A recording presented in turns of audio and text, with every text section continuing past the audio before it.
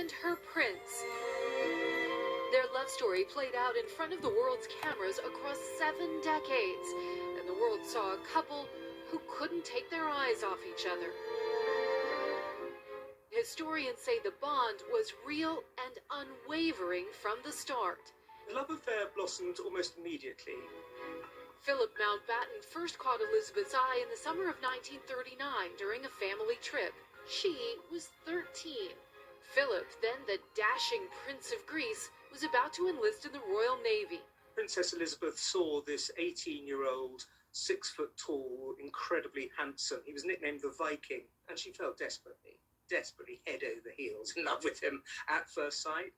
The Second World War kept them apart, but their romance flourished. Actually, he was fighting on pretty much all the naval fronts. So they spent years really corresponding just by mail. It was a correspondence love affair, really. They wrote letters to one another.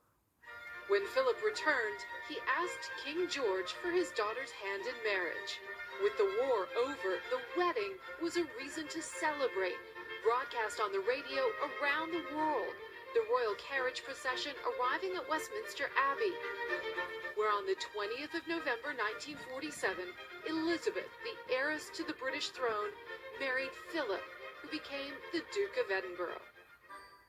The young couple spent their first years of marriage in Malta, where Philip was stationed. The Queen, then a princess, lived the life of a naval officer's wife, starting a family.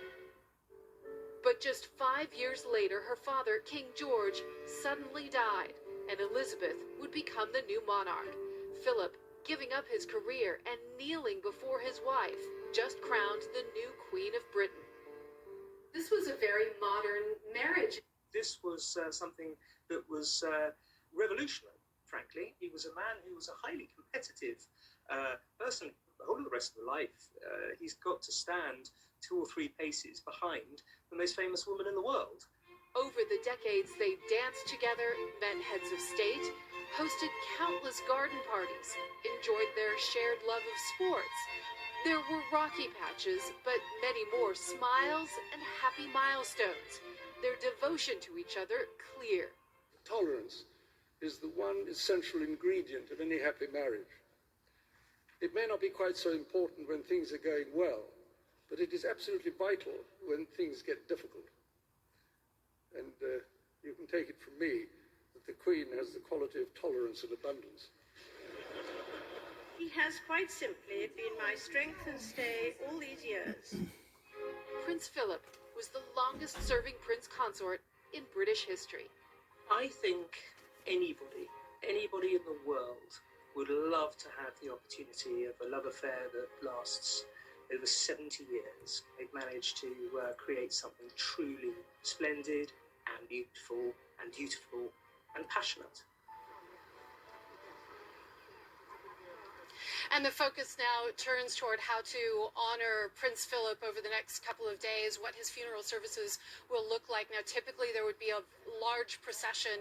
Crowds would be gathering along the streets. But of course, because we're in this era that we are, the government and the palace both don't want this to turn into a super spreader event. Frankly, they need this to be COVID safe. And so it will be a much more low-key affair.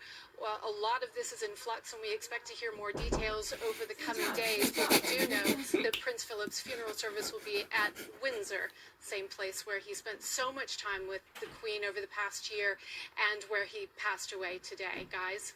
Not a state funeral, and then they'll have to tone it down because of the pandemic concerns. Kelly, thank you very much.